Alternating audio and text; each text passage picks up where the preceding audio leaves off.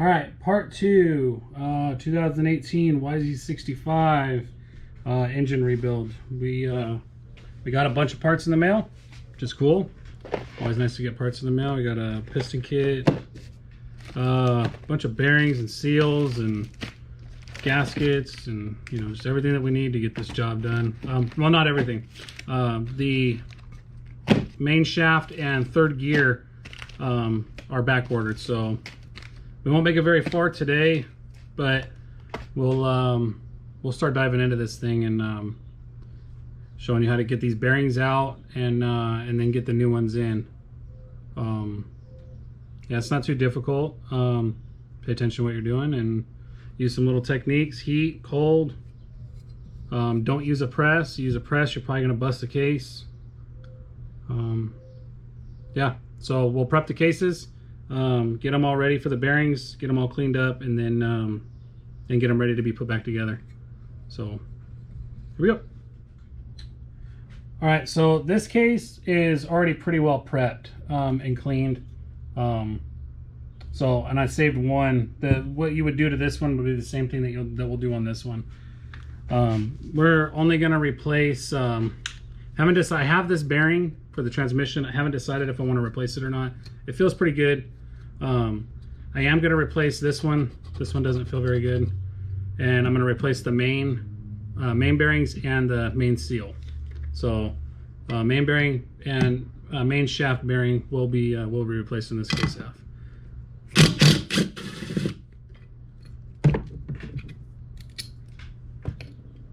Okay, and then little seal puller. Pop seal out. Throw away. There is no real nice way to do this. It's just beat the crap out of them. Just beat them out of there. Just get them out. We're replacing them, so it doesn't really matter what happens to them. So we have brand new ones. So we'll try the mallet first, see what we get.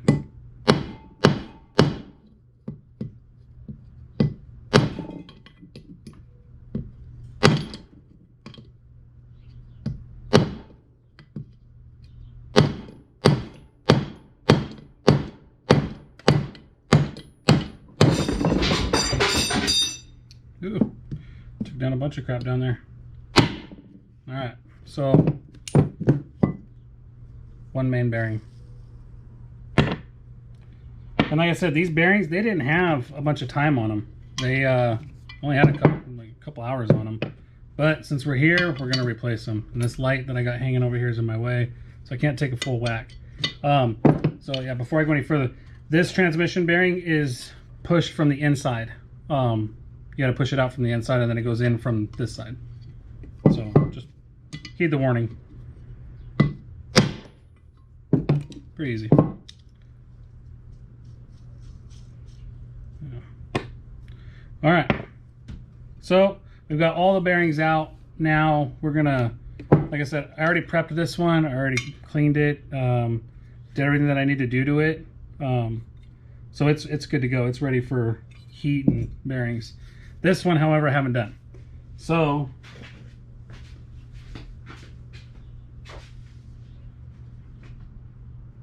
typically you would want to use a lapping table or a lapping bench, whatever you want to call it, to clean these case surfaces. I don't have one. I usually, if I use that, I usually borrow it. But I'll just use a piece of Scotch-Brite and just lightly go over the surface to clean all the old gasket material off. And this will, it'll leave crap in the case, little fibers and such. So you want to do this before you put your bearings in. If you do it after you put your bearings in, you're gonna have all kind of little fibers and crap in your bearings.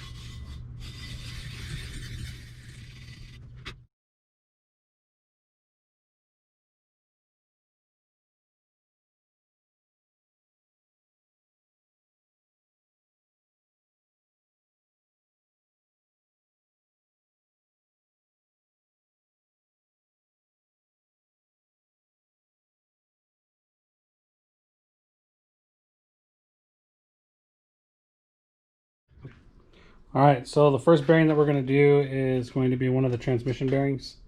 It's going to be this one that goes here. And we're going to put it on the dry ice. Be very careful with this stuff. It will burn you.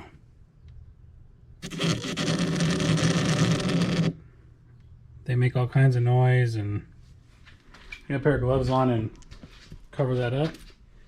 And then I'll get the other ones on there too.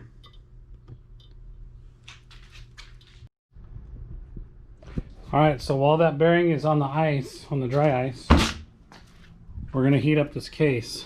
We're going to heat the journal up that the bearing is going to go in.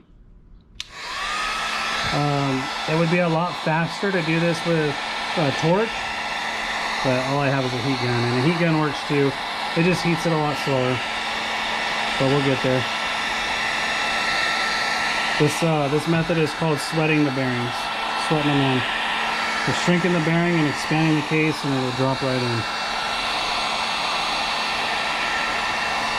I have a little handheld temperature gauge that I use to monitor the temperature of the case too. You don't want to get it too hot. And this heat gun, you can get it up to around 200 degrees pretty easily, which is where I'll get it around 180, and the bearing will go right in.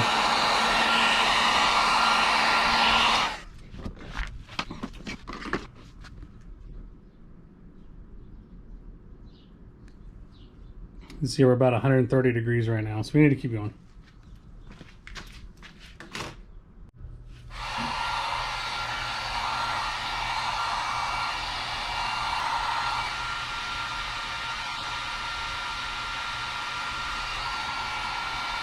We're at 181 now, so it should be warm enough to drop that bearing in. We'll give it a shot.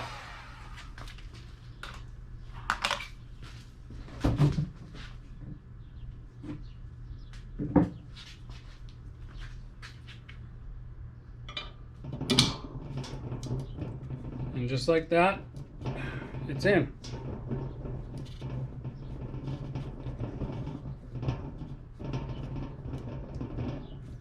I can even spin it in there. It's in there now. Take a look.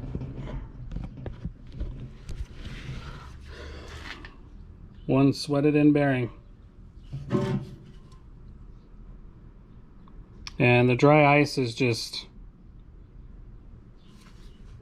like, it'll evaporate. It doesn't leave a residue or anything, so it'll be fine. So one down, what, 3 or 4 more to go. All right, so since I'm right here, I'm gonna go ahead and put the blue Loctite in into the bearing retainers. I'm gonna blue Loctite these into the case to hold the bearing in so it can't come out. This is what I use. Bloop. Just a little bit. You can do this earlier and let it dry and then put them in. Like, it's up to you.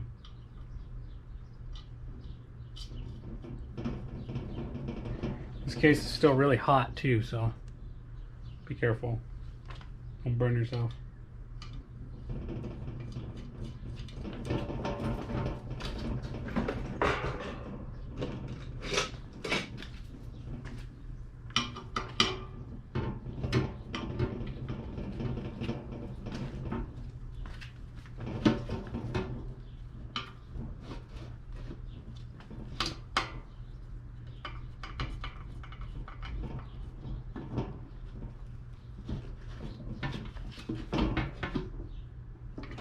Okay.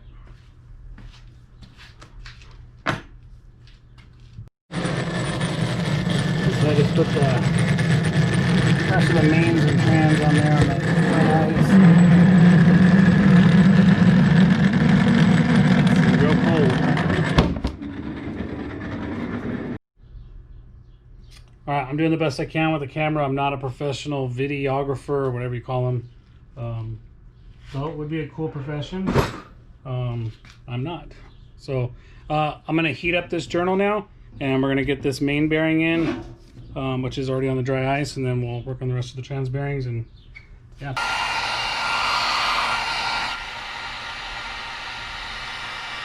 202, we're there.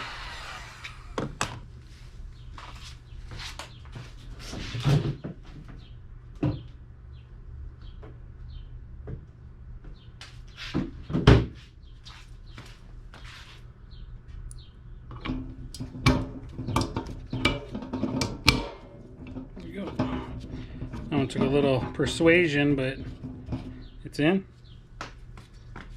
So this case half is done. Hot, very, very hot case. Move on to the next one. We're gonna drop this trans bearing in right here, the output shaft bearing in first. This one down in here. Want to make sure these journals are, you know, wiped out and clean. Nothing in them. You can take some type of cloth or something to them to clean them out real good. Heat gun.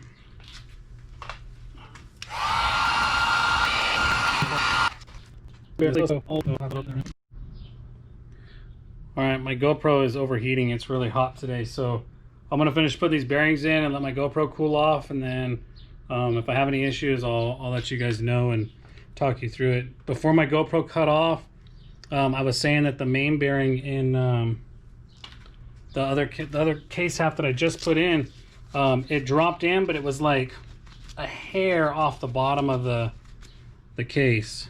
So I don't know if you guys are going to be able to see in here or not, but right down here you can see where it mates against the case, and it wasn't touching. It was just a slight little gap. So I used the back of my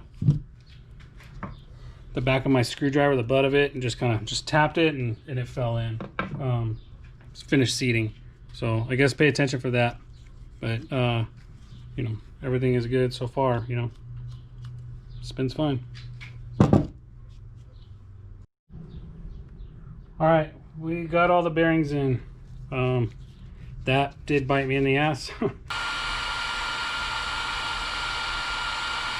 Oh, okay. 219, we're a little warm. Go ahead and grab that bearing out of there. Where's that? It's underneath.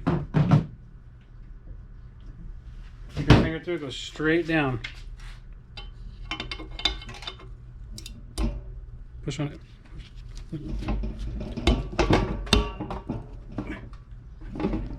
It's always my fault, isn't it? We're gonna have to give it some forceful love again. It's always my fault. Every time I put it in, we gotta give it forceful love. Yes. We're gonna tap it out and try again. Dude, every time I try to do it. Yeah, Ryder, he's just tries to put it in, like he doesn't go straight down with it, so he kind of gets cockeyed in there a little bit, and you gotta tap it out and refreeze it, reheat it, and then do it again. But we're good. We got them all in. Everything looks like it's okay. So now we'll move on to the last step that I can do for now until I get the main shaft, and that's put the crank back into this side. So I will show you how to do that. All right. So I got a new toy. I got this, what is it? Motorsport Products engine stand, and I'm trying to be a fan of it, but so far it's looking grim. Like I said in part one, I just do the stuff on the bench. I don't have one of the wooden boxes or one of these. And you know, someone had said, oh, get yourself a box, or you know, it makes it so much easier. So anyways, I decided to try one of these instead. I've used the boxes before, so I already knew what that was about. I wanted to try one of these, and so I mean, really, like, I don't know, maybe I just have to learn how to use it. We'll see. But moving on, I wasn't gonna replace this bearing, which is one of the roller bearings, but after feeling it, and I mean, Murphy's Law is always in effect with me and my family, so if it can go wrong, it'll go wrong. And so I went ahead and I'm gonna change it out. I have a brand new one right here. I forgot. I just kind of started working and forgot about the GoPro, and so I took it out without the GoPro, and now I'm gonna put it back in. I'm gonna do a quick mock-up of what I did to take it out so that you'll know. So I have a stick of all thread, and then well, I jammed 2 nuts together, like in the middle of it or round about the middle of it, just enough that it'll clear the case. It goes up high enough that it'll clear the case, so I have threads sticking out on the top side. And then I put a couple of washers on for strength, and then a socket that matches the outer diameter of the bearing, which this one fits it perfectly, 16 mil. And then from the bottom, I just stick it through, and the socket would then line up with you can see the socket comes right through, it's the same size as the hole, would then grab a hold of the edge of the bearing, and I used from my installer tool the posts on here. Sorry, I'm trying to do 2 things at once here. And then, where are they at? A bunch more washers and a nut. And I think you're kind of getting the picture at this point. You know, tighten the nut down, the socket pushes the bearing out, benzo. Okay, so we'll do the same thing putting it back in though, just reverse the order and go backwards with it. So I'll set that up right now.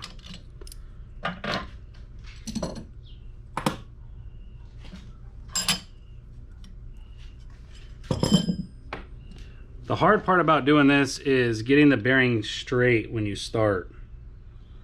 That's the bitch of it, is getting it started straight where it's not cockeyed or crooked or anything. So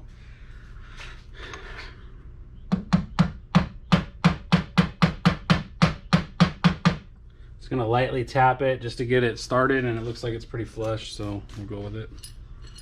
Okay, so we're gonna go backwards this time.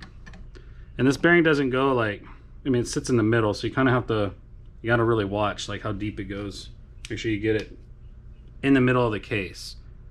This doesn't stick out on one side, it doesn't stick out on the other side. It's kind of in a recessed dish, and yeah,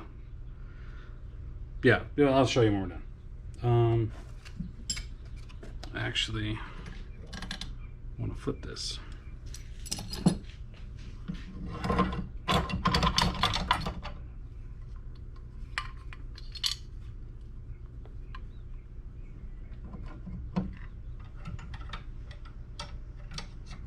Forgive me, I don't know what the hell I'm doing with this thing. I haven't figured it out yet. I think that one goes there. Okay, stay. Alright, so we want this to come like so. We might need a little more space.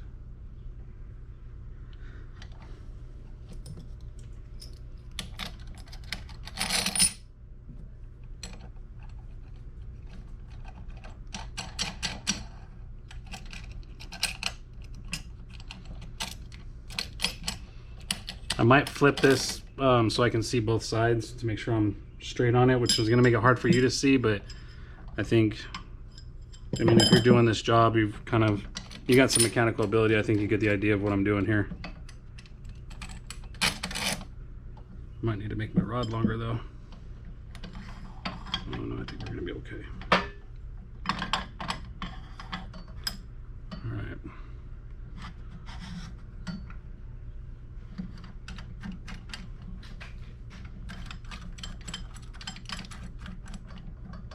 Okay, so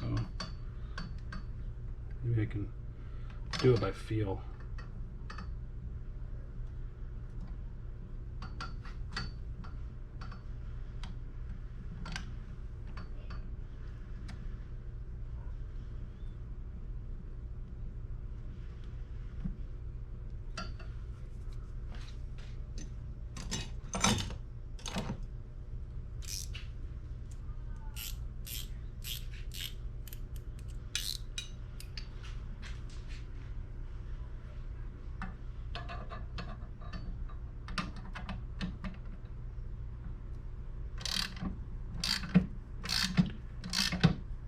And if it gets like super hard, something's not right.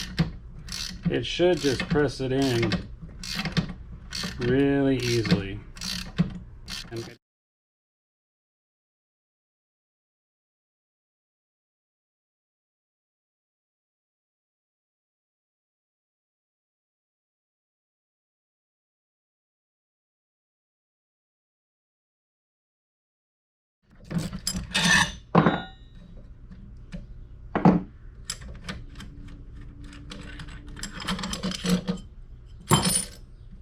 And no, those rods don't do any damage to the sealing surface.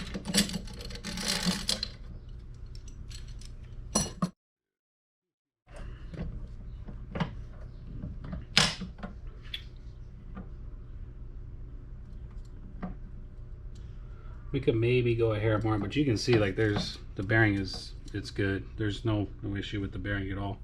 It's in good shape. We could maybe go a hair more. I mean, that'd be hard pressed to say it even needs it. Yeah, because you can see like we're pretty well flush on this side. You can see like the dish right here. There's a little lip, and it's just inside that dish. So yeah, we're good. We're there.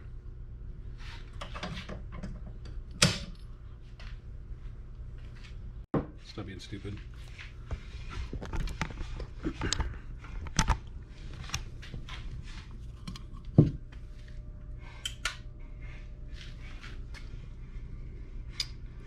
And how that bearing sits in there. You can see the lip that I'm talking about right here, the taper, and it sits just flush with the base of that. Okay, so I forgot that this kit doesn't come with the right insert to thread onto the end of the crank and to use with the tool to pull the crank through the bearing. So I had to use the stock nut that holds the primary drive gear on, and the attachment. And when I take it all apart, I'll show you. It took me a minute to figure out like what it was that I needed to do to get it to work, but I think we got it. So we'll start pulling this in, and you should be able to watch this gap close. And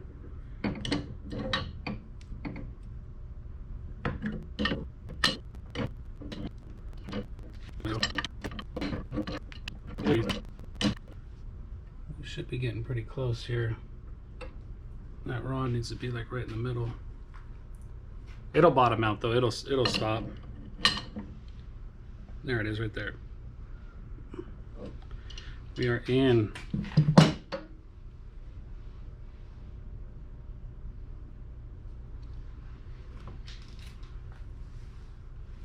Okay.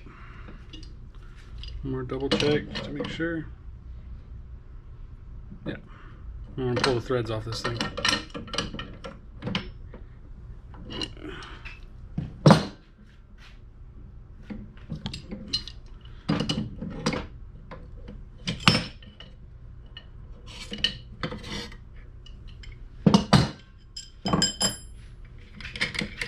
So what I was talking about is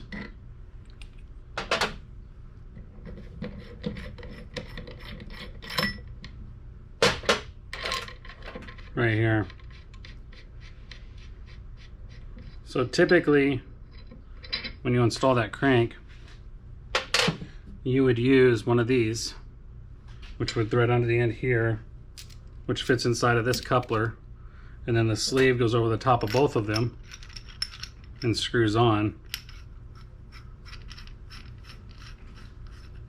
So then it's tight to the crank arm, and then you use the puller to pull it through. You tighten the back side of the puller and it slides it through here and pulls the crank in. But Tusk didn't make one that had a thread pitch that matched this thread pattern, so, or they're not offering one. So I just used the nut that's supposed to go on here, and I flip it around backwards, and it holds the end of this insert. The skirt on it does. So then I can just put it on, and same thing, just using the nut as the insert.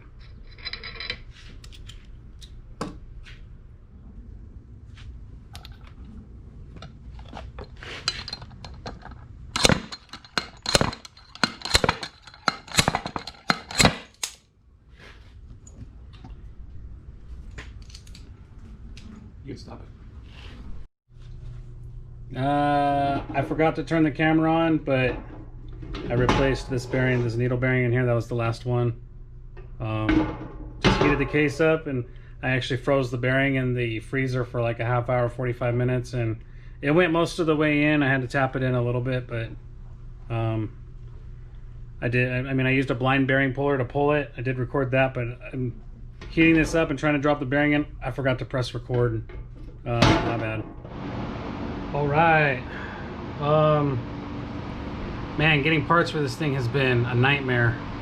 Every time I tried to order something, it was back ordered, and then I'd wait and the back order date would come, and I'd call, find out where it's at, and you know, then the back order date got pushed back another 2 weeks, and you know, the coronavirus has just screwed everything up. So I've kind of had to piece this thing together. Randy at RJR Motorsports hooked me up with a third gear, since the one that I had was chipped,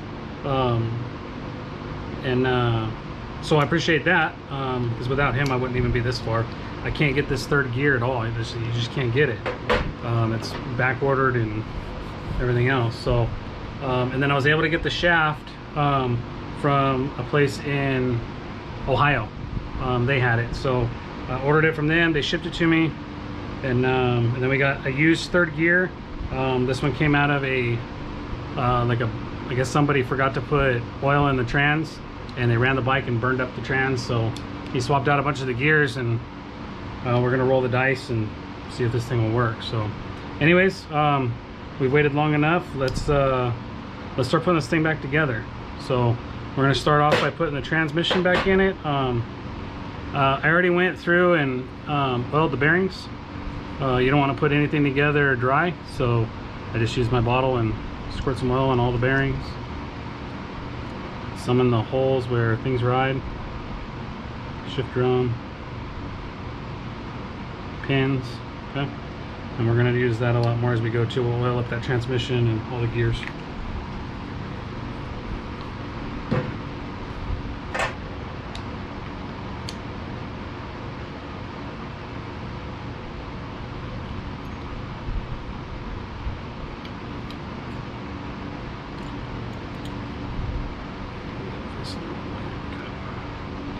So I try to dump everything in all at once, shift forks and the two trans shafts.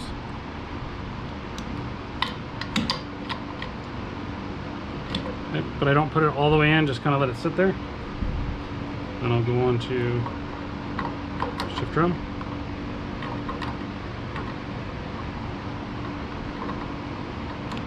And align each of the pins.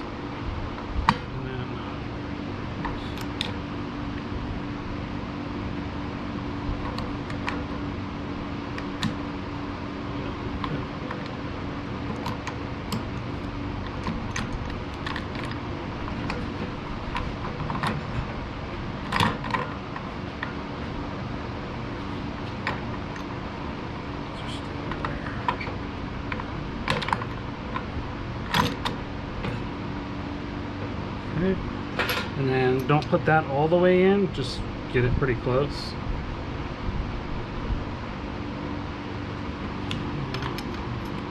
Put this fork in without the... Is that upside down? No, I had it right.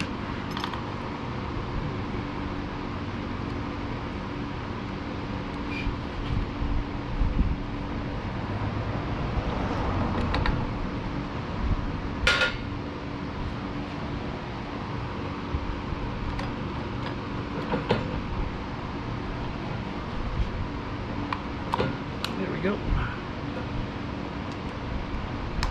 on. A little bit of oil in here.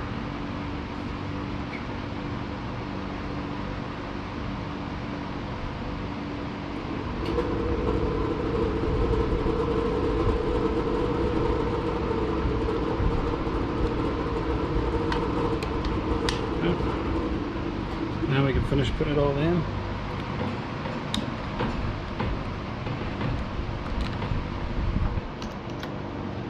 You just gotta wiggle it and play with it until it all drops in. There we go. There we go. Now you can test this, and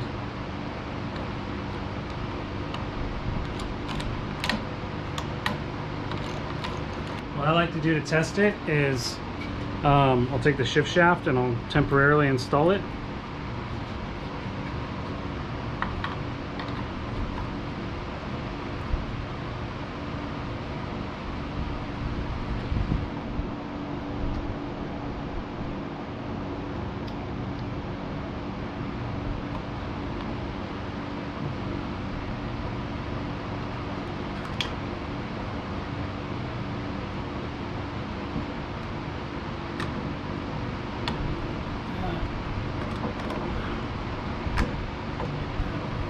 Okay, so the shift shaft is temporarily installed. And then you can grab a shifter. And it's best to do this right now, because you don't want to. I took this transmission apart, and if I screwed up a washer or something like that, or put something in the wrong place, it's not going to shift. So, and the best way to test it is with everything in it. So you just kind of hold your hand on the other side and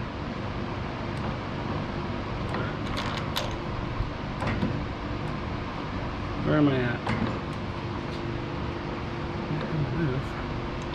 Maybe I screwed something up. I don't know. Grab it.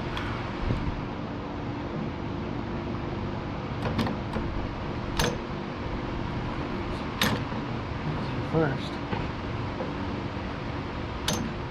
So that should be neutral right there. And it is. So to find neutral, you should be able to spin your counter shaft, and your main shaft shouldn't spin. That lets you know that you are in neutral. So if I go down, now I'm in first gear, so I can't hold that main shaft.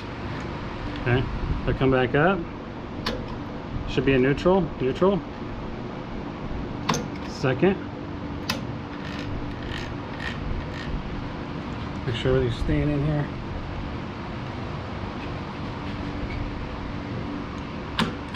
Oop. Got it to third.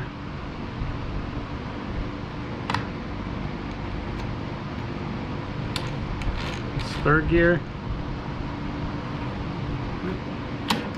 Fourth gear. Fifth gear. Sixth gear. Okay, and it's maxed out. Fifth, fourth,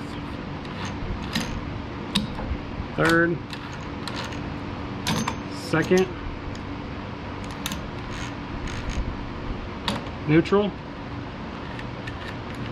and first. Nope. And first gear. So we're good. Transmission's installed properly, and we have all of our gears. That's a comforting feeling when you close up the cases. Now I'm going to go through and oil everything up again.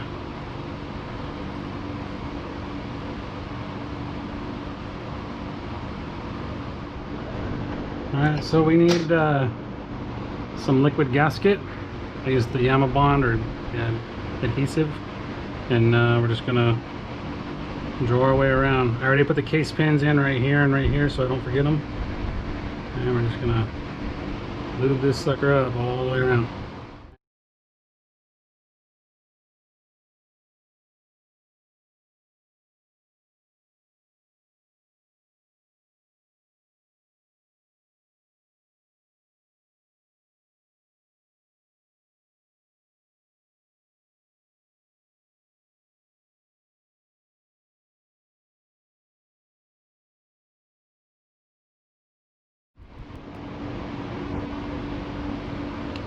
Alright, there we go.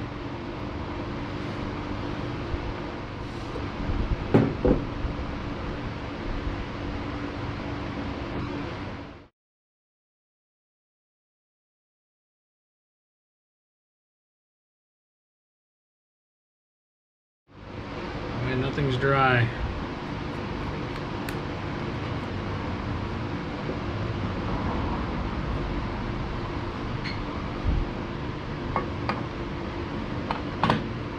I don't know how this is going to work with putting these case halves together.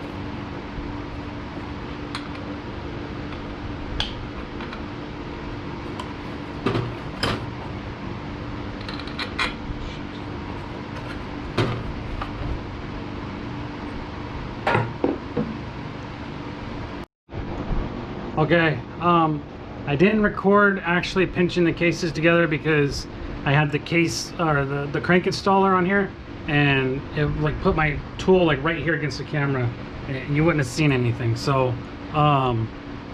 in an effort to not do that, I just went ahead and installed the crank installer on this side with the 2 posts, just the same way as I did on this side, and drove the cases together. I actually screwed up. I made a pretty bad rookie mistake, and I got the connecting rod caught between the cases, and I just thought maybe the trans was having a hard time going in. I wasn't even paying attention to this, which was a mistake on my part 100%. And I ended up starting to pull the crank out of the bearing on this side. So once I got this side bottomed out, I had to go and install the crank installer on this side and re-pull it through. So don't be a dummy like I am, and pay attention to this so it doesn't get caught in between your case halves like it did for me. But no harm, no foul. Everything's good. Okay, so we're gonna move on. I'm just putting in the I already tightened up all the outer bolts and brought the case all the way together. I'm just gonna go ahead and put in the inner ones now.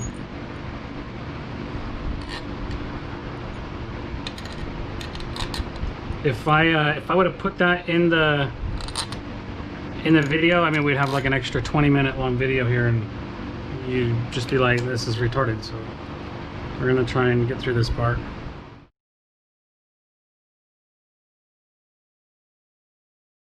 All right, so 1, 2, 3, 4, 5, 6, 7, 8, 9, 10, and 11. Okay, we got them all. All right, so now we're gonna start dropping some main seals. I just have to figure out what I did with all the tool or all the shit I bought. And here's a main seal.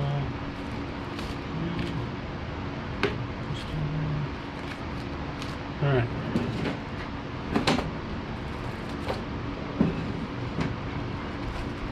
So we got a bunch of seals to put in.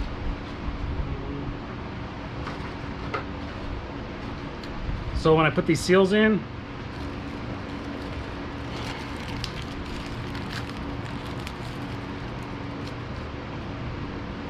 take my Loctite. So I'll take the Loctite and just put a little bit on the outside and move it around with my finger. Yep. And then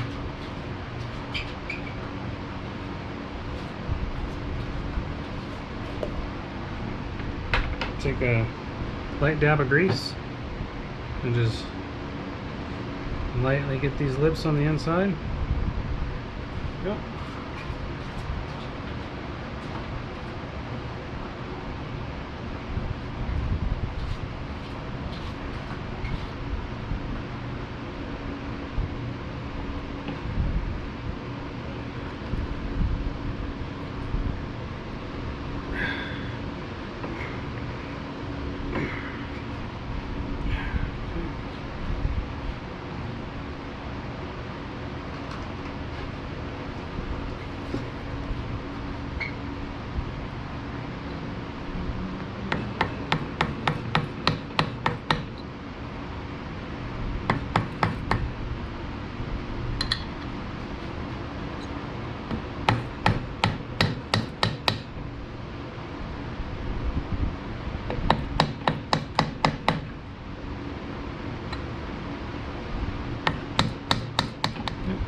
And you just want to get that thing until it's flush.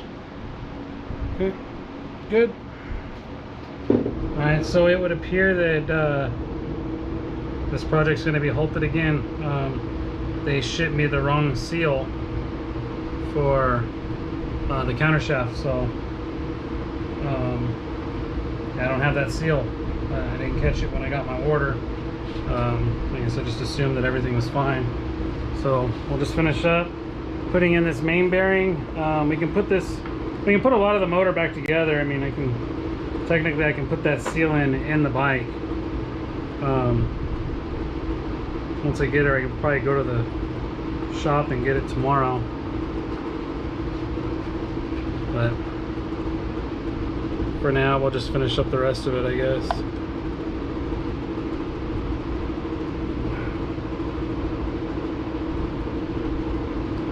Yeah.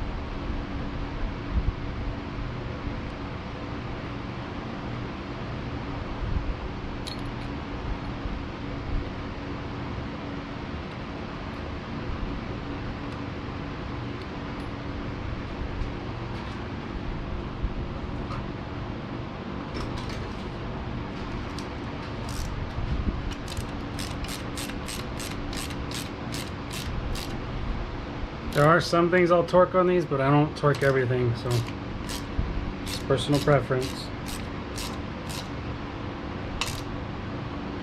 Click, click, click, click.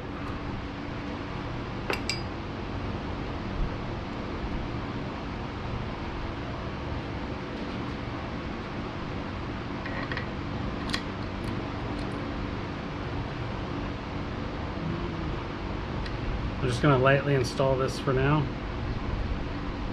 so we get some of this other stuff done. I'll go ahead and toss this shift shaft in. Now on the take apart video, or the teardown video, I told you to pay attention to this spring. This one right here, because that's how it goes in there. This goes against the back of the case right here, and then that little piece goes against the arm, the outside of the arm. It doesn't go like this, pinched between, okay? It goes like that.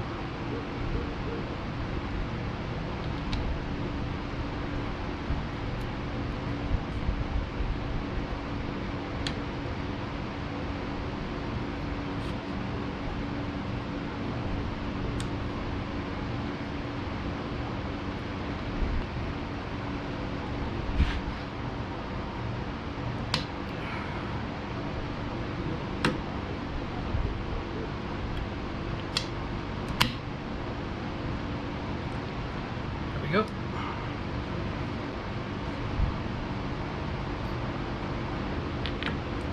Idler gear.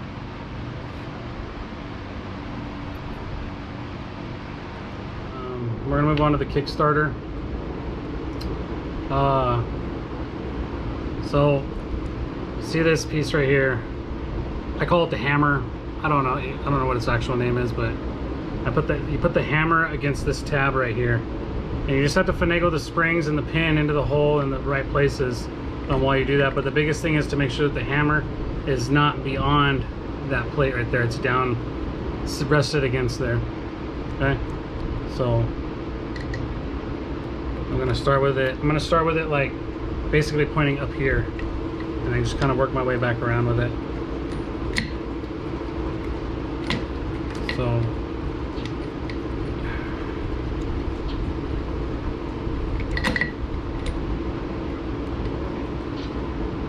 See, right now it's on top of it. There you go. Now it's behind it.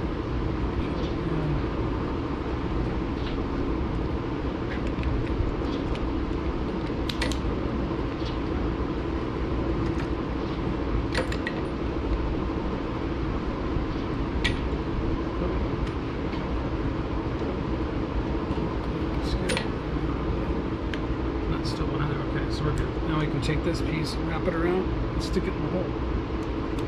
There we go. All right. So if it's right and it's well and all things are good, you should be able to run the Kickstarter gently without losing this pin. Okay.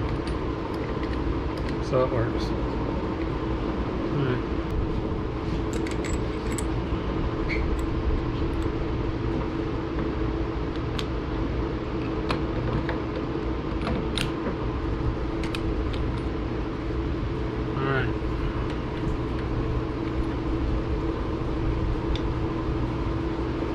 So, I don't know if I want enough room to do this or not.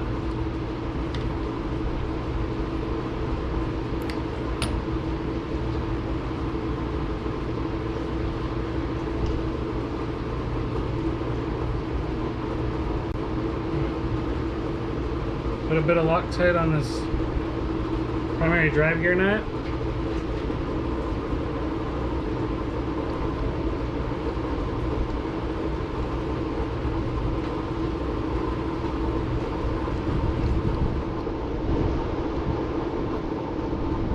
So,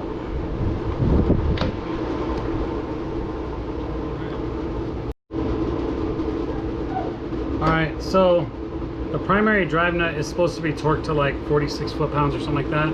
Oh, there's oil on that.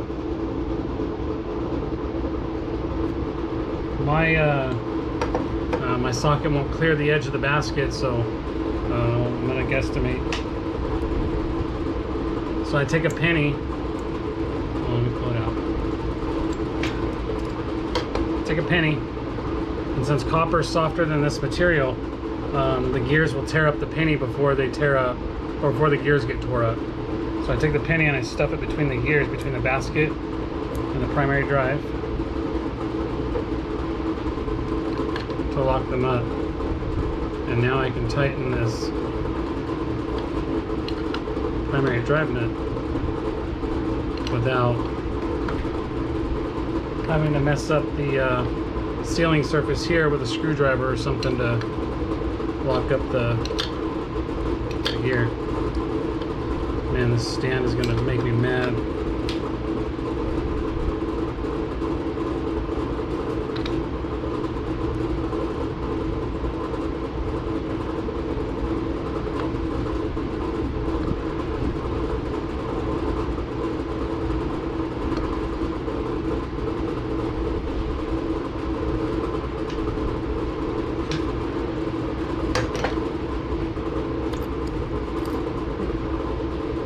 So as you can see, my penny is now all bent up, but my gears are fine and it's tight.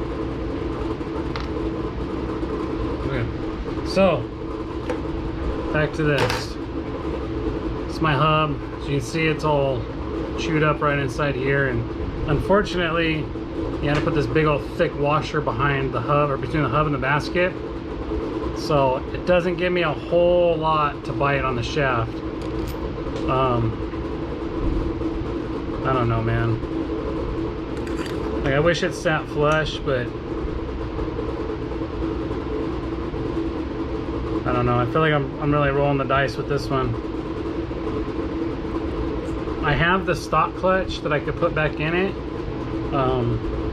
but really these things run a lot better with a 8-disc clutch versus the 6-disc, and I really want to keep that 8-disc in here. I mean, worst come to worst, I guess I just have to put the stock clutch back in it so I can buy a basket, because I mean, this whole setup, the basket, the hub, the pressure plate, the clutch, it's like I don't know, like 550 bucks or something like that. I think you can get it as a kit from Recluse, and just to replace this hub, Recluse wants $300 for it. And I was like, man, dude, like, that's more than half the cost of the whole kit. I may as well buy a whole kit at that point versus just a hub. So, I mean, kind of ridiculous. I think Recluse needs to rethink their pricing on this piece at least, and price it more evenly. Stock hub is like 40 bucks, and this thing's, you know, quite a bit more. So anyways, I'll let it ride. We'll see where it gets us. Lock tight these threads before I threaded it onto the clutch. So let me do that real quick.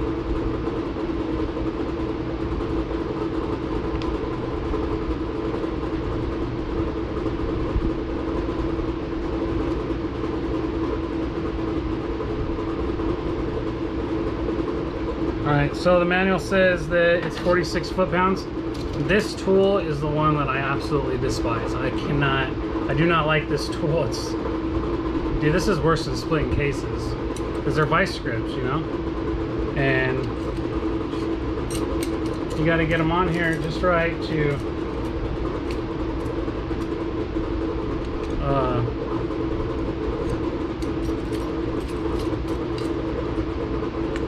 make it work. You feel like you're gonna bust your knuckles. You feel like you're gonna crush the hub tightening it down. But if you get it too loose, it doesn't work. It won't hold it. It just sucks all the way around.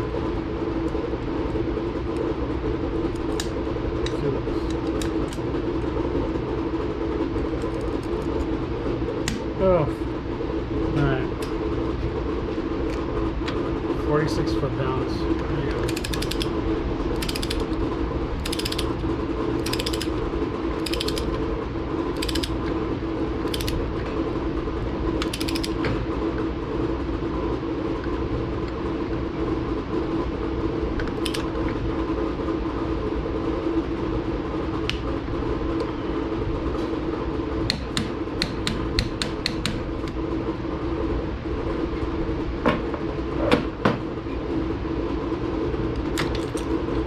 Get that thing out of here. You'll notice on these clutches that you have two discs, two fibers that are different than their others. Okay, this one and this one. You can see the different padding on them. These ones with the big pads are your end pads. They go in first and last, and then you know it's obviously fiber disc, or fiber steel, fiber steel, fiber steel. So fiber,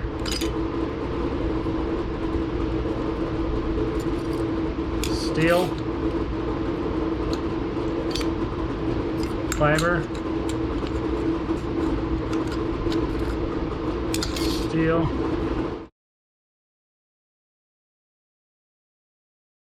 alright, and then you'll notice our last fiber is like the one we started with. Okay. So before I put the pressure plate on though, which I should have done this before I put the pressure plate on, I'm going to drop this piece in the motor. This is your actuator.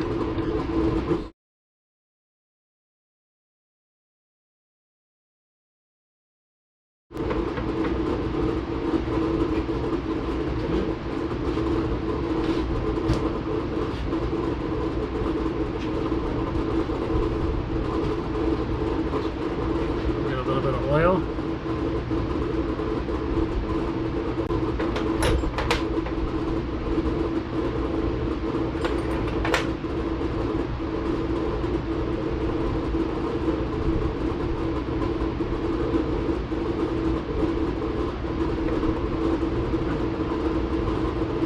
We're gonna go long rod and oil.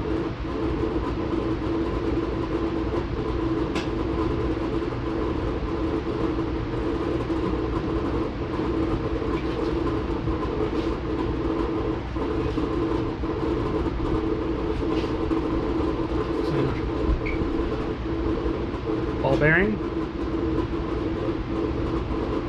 in the hole, and then short rod.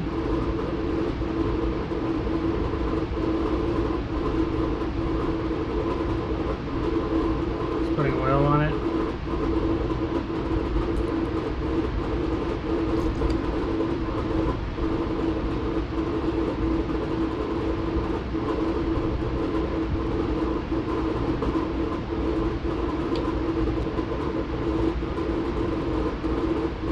Now, just make sure that works. Okay.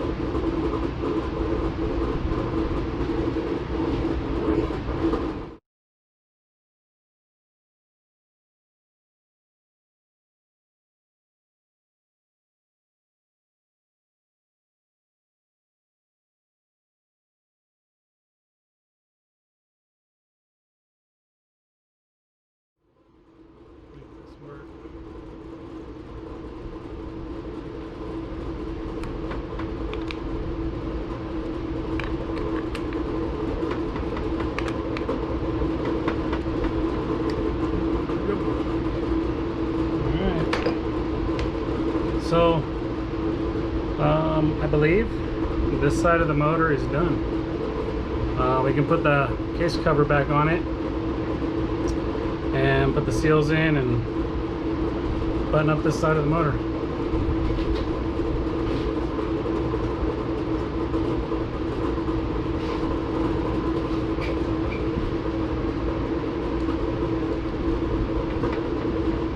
One dowel pin, two dowel pin.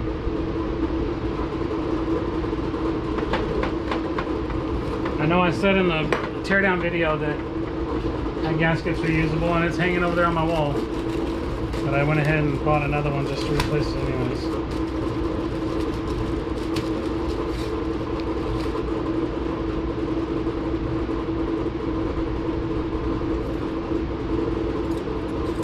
What the hell?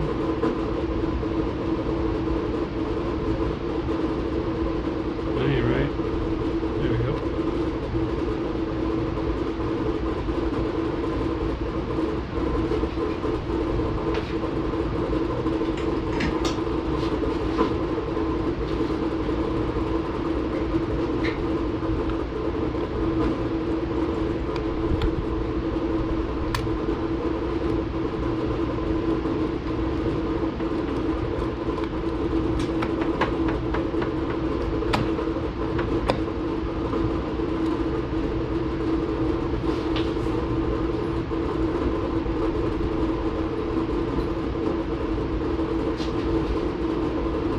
Now, if you ever get your bolts all screwed up and you don't know which one goes where,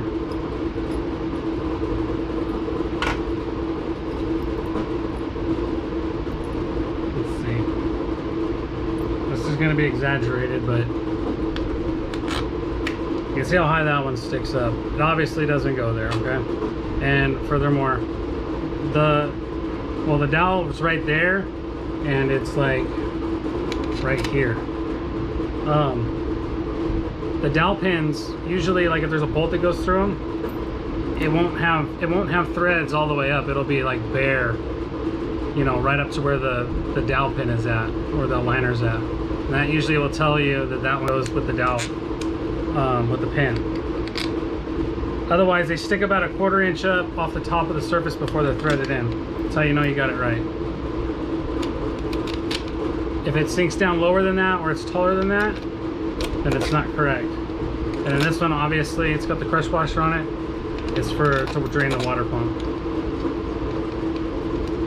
This one has a crush washer on it. It's to drain the oil. And the rest is pretty self-explanatory after that.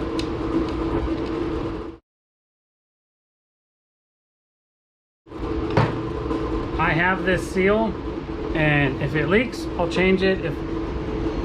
If not, then I'm not going to change it. It's an easy one to change. If it leaks, it's not a big deal.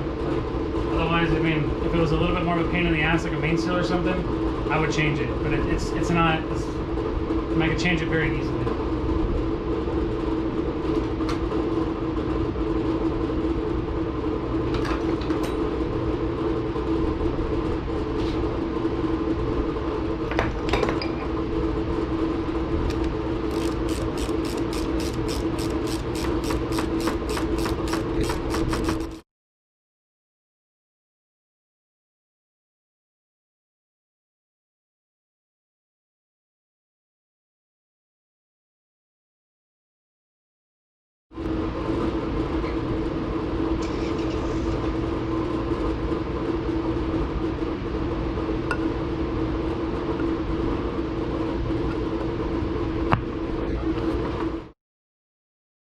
Like I was saying, this cover has 2 dowel liners in it, and you can see the bolt is shaved right here. There's no threads on it, so I know that one goes there, and I think it's right there. Maybe it's right here. My hands are all slippery. Pay attention. It's right there. And then the rest of them are all the same.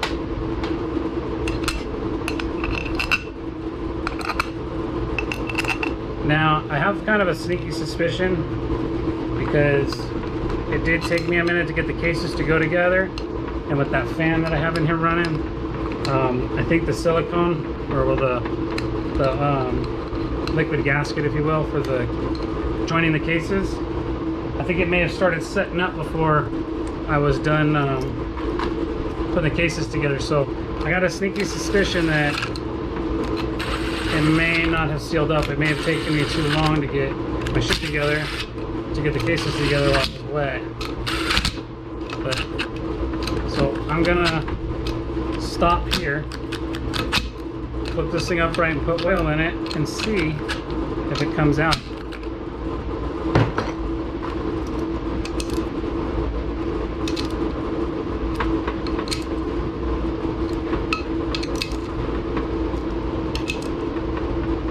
And if it does, it's gonna suck, but I'll just put the cases again.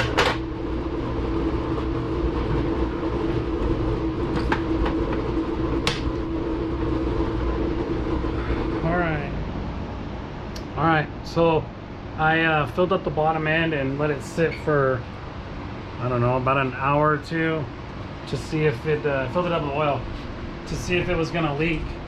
Like I said, it took me a minute to get the cases pinched together when I put the cases together, and I thought maybe the liquid gasket had dried, or anyways, I felt like it was gonna leak. I had a little bit of oil residue on the bottom of the motor, but I guess that was just from when I was putting it together and oiling things up.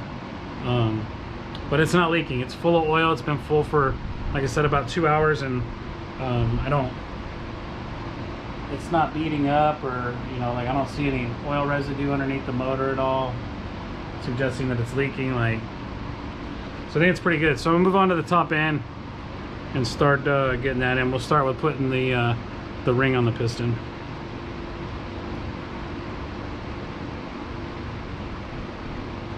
So I start where the pin's at, and I'll put one end of the clip on the left side of the pin, okay, and then I just rotate it around like that, and it goes right on. Okay. For anybody that doesn't know, the arrow indicates the front of the motor or towards the exhaust port. The holes are drilled for the bridge and the cylinder to cool the bridge.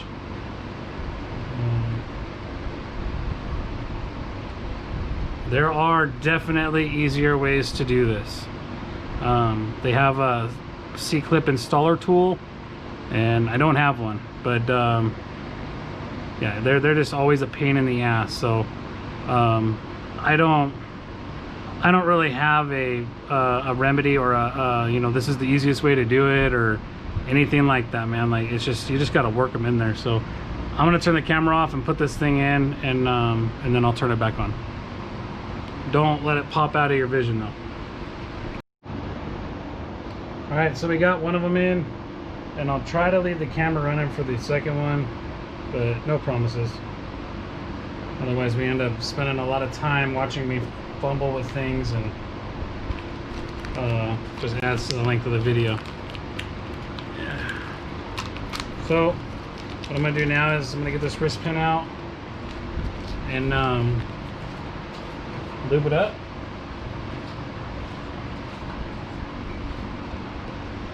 With some premix, some Dominator.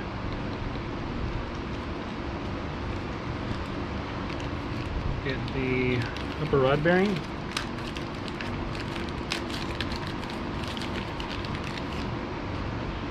Lube it up as well.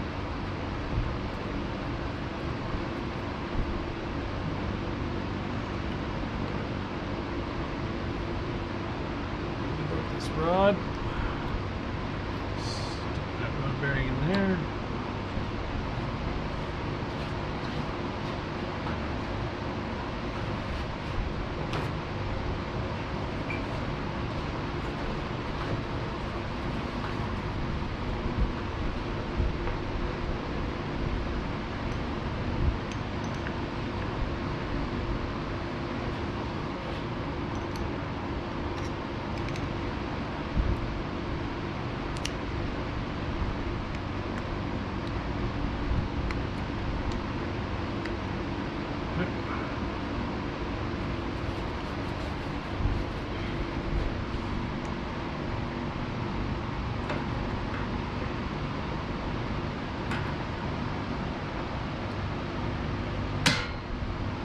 I don't know if you can see or not, but in here in the C-clip, I typically don't like to leave anything in this little window, any part of the clip, but I couldn't get it to spin, and there's a tiny bit in the window.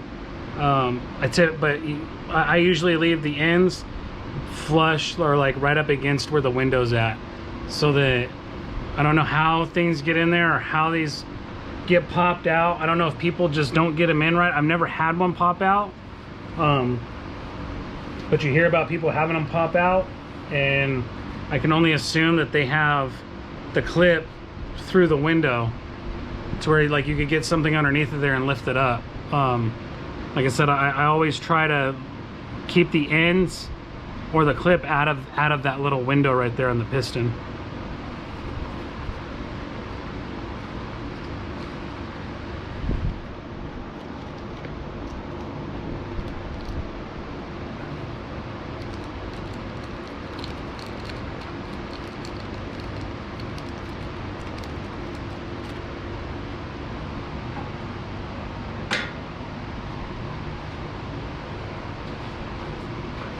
Alright, I'm gonna try and do this with you guys on camera.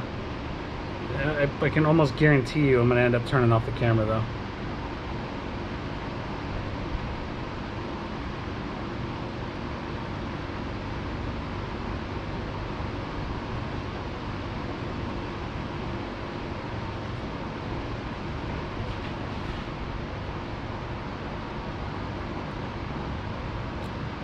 Oop.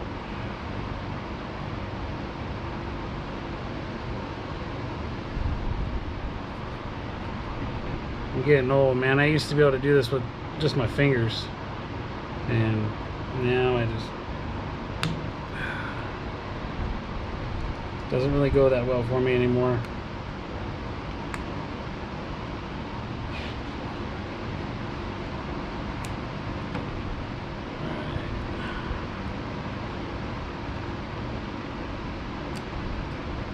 So that one's in, and I was able to spin the clip, so it nothing's in the window.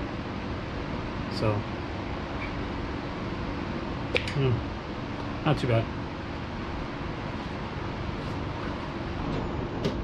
All right, so this is how I put the cylinders on. Like if I was going to do this in the bike, regardless, I would lube up the cylinder with premix right here at the base of it. Okay, and then if you look inside the cylinder, you've got room, you've got about 2 inches of room before you hit a port.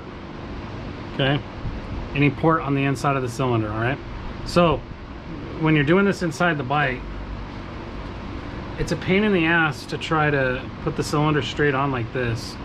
You know, I put it on like this because that allows me to pinch the ring around the pin, and then I can start it into the cylinder much easier. I say that and it's not going in.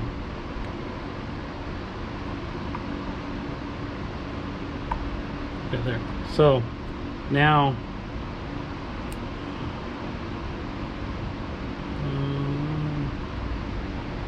I can take a second and check, make sure that my ring is, yeah, my ring is collapsed around the pin. Okay, so now I just barely go in, and then I just slowly rotate before I get to any of those ports. So I'm still up on the piston, you know, up pretty high, so that I don't catch that ring on any of the ports as I rotate it. Okay, so now that I'm the way I want to be, now I can slide it in past the ports. And when you do it like that in the bike, the cylinder will go on a lot easier for you than trying to do it straight like this.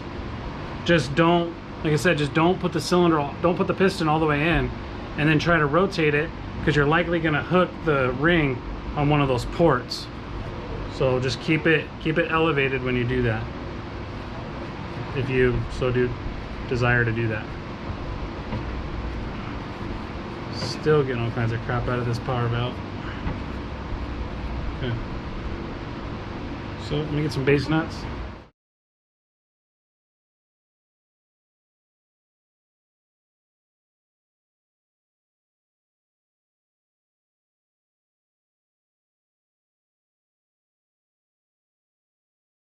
Okay. Calibrated hammer says that's good.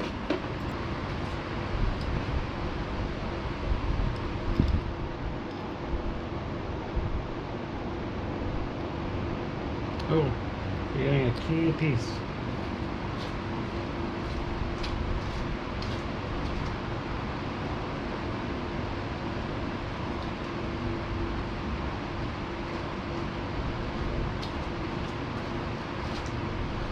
Almost forgot to put my pin in my power valve.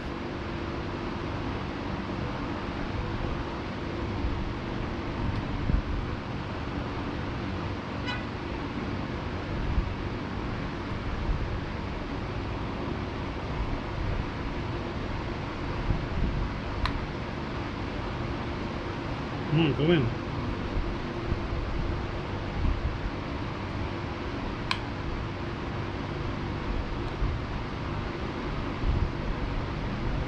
There we go.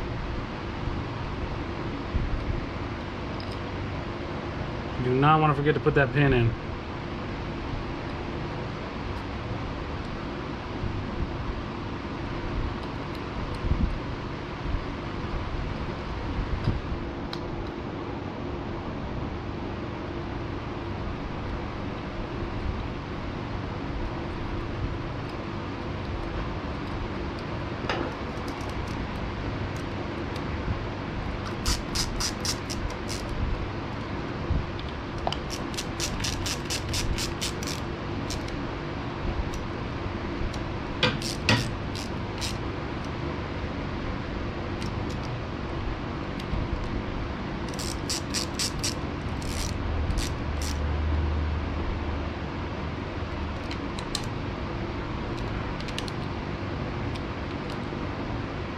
Alright, calibrated hand says good. This oil back in.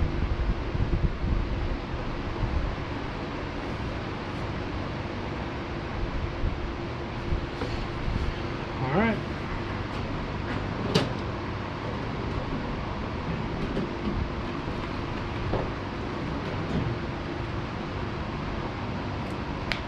So that's basically all we can do on the stand here. The rest of it has to be done in the bike. Put the stator back in, all that good jazz. Fresh plug.